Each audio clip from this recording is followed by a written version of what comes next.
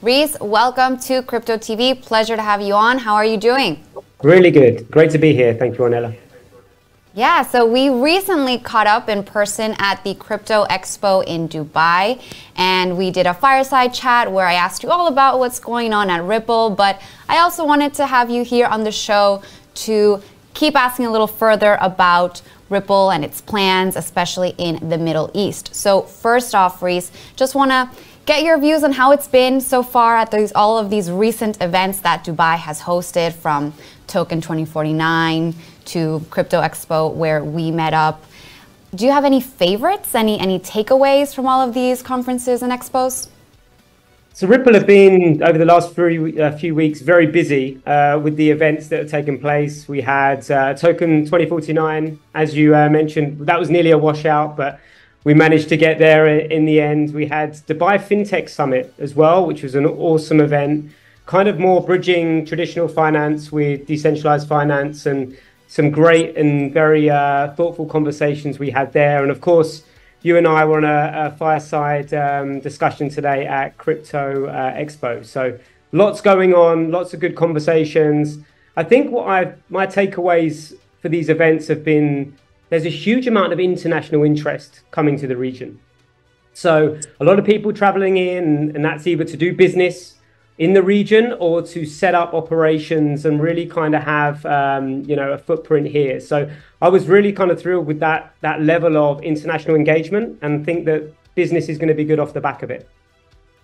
Yeah, definitely. I feel that as well, especially with all of the people that flew in for that blockchain week, where we had, like, I want to say it was like over 200 events plus the storm. Like, that did not stop people from trying to attend expos or parties or meetups. It was the craziest time I think I had ever seen in Dubai. So that's a positive thing, but definitely it means that there's a lot going on. So that makes me question what's going on specifically at Ripple when it comes to the region. You said that there's a lot of interest specifically in Dubai and the GCC Gulf region. So why do you think that is, and what are Ripple's plans for the near future or rest of the year in the region?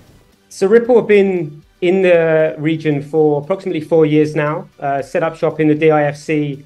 And really what the UAE and Dubai specifically kind of offers is forward-thinking regulation, a big network, and really becoming the global financial sector for not only fintech, which is obviously a big part of what we focus on around payments, but also crypto and blockchain kind of adoption. And really, if you think the way the regulators are kind of leaning in, they're putting in frameworks in place that are attractive for global businesses and crypto natives to set up shop here and really kind of build out their operations. That's where we're seeing a lot of growth. From a Ripple viewpoint, rest of the year continues to remain like the last 4. We're looking to continue and expand our customer base across our payments product. So ensuring that customers can, use crypto, XRP, and the XRP ledger to really kind of make things a lot more efficient when they're moving funds cross-border. But as I mentioned earlier in our discussion, we're also focusing very heavily on the custody side of things. So we have a custody infrastructure product that we acquired last year from a company called MEXC.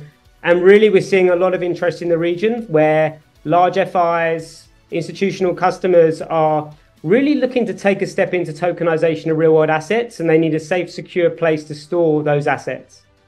Yeah, definitely. Lots of products, including a new stablecoin offering. So I'm curious as to where that target market is, because I don't think there's too much stablecoin activity in this region. So curious as to where the Ripple stablecoin is targeting.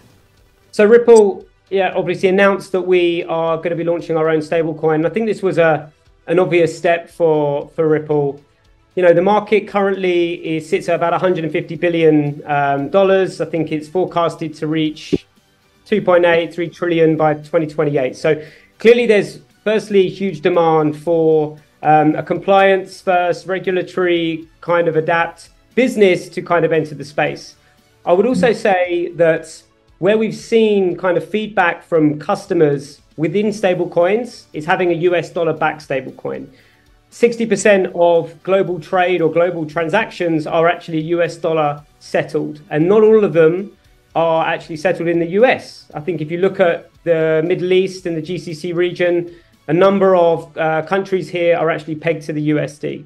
So we believe that there's definitely a need for a US dollar-backed stablecoin to really enhance kind of cross-border settlement, not only across this region, but more broadly, more globally. Okay, and what's the unique selling point of the Ripple stablecoin compared to that of USDC Circle or USDT Tether? I would say that Ripple have spent 12 years in building out a cross-border payment offering. We have the infrastructure.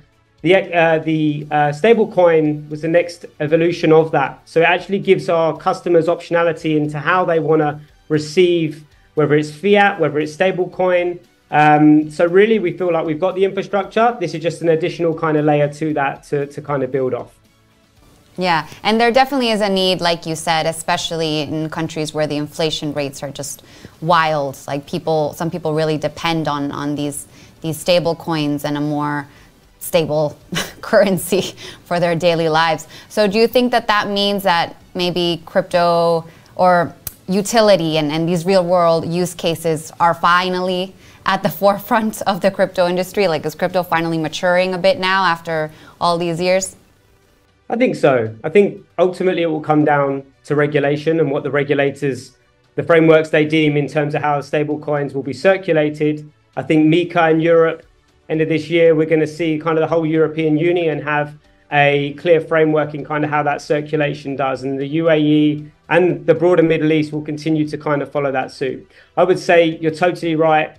Currencies that are, devalued significantly, the locals and the people there don't want to hold that. They want to hold a US dollar-backed stable coin just because it's a store of value for them as well. They're not going to be as impacted in volatility in their own currency versus kind of the US stable coin there. So yes, I think that's a valid point.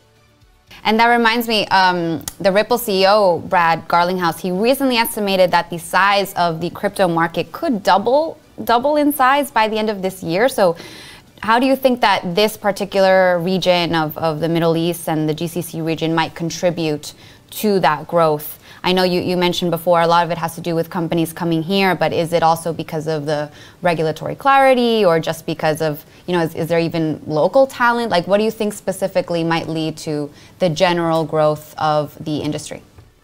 The UAE is done a remarkable job in demonstrating how to progress within, crypto and blockchain space. And really that does come down to initially regulation.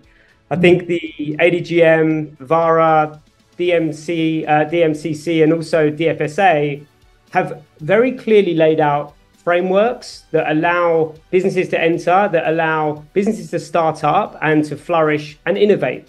I think that if you look at the UAE, I think there's something like 2,000 plus organizations here within the blockchain and crypto space. I mean, that's phenomenal. I think there's 10,000 individuals working for or representing companies based in this region as well. And I think we'll definitely continue to see that grow. So I think we need more of the same more broadly across the globe. But I think the UAE is certainly, becoming, if not already, the global hub for crypto and blockchain. Yeah, definitely. I agree with you. It's getting there. Some people even say that it might be the next Silicon Valley. Do you agree? I think so. Definitely heading. Okay, definitely. All right. Well, Reece, can you just tell our audience what the best way is to contact you if they would like to reach out to you and to learn more about Ripple's offerings, please? Absolutely. Probably best way, LinkedIn. So Reece Merrick, please drop me a connection request. My inbox is open and happy to speak to as many of you as possible. Okay, amazing. And one last thing, I remember on stage you gave me a book recommendation. Do you mind telling our audience again which one that is?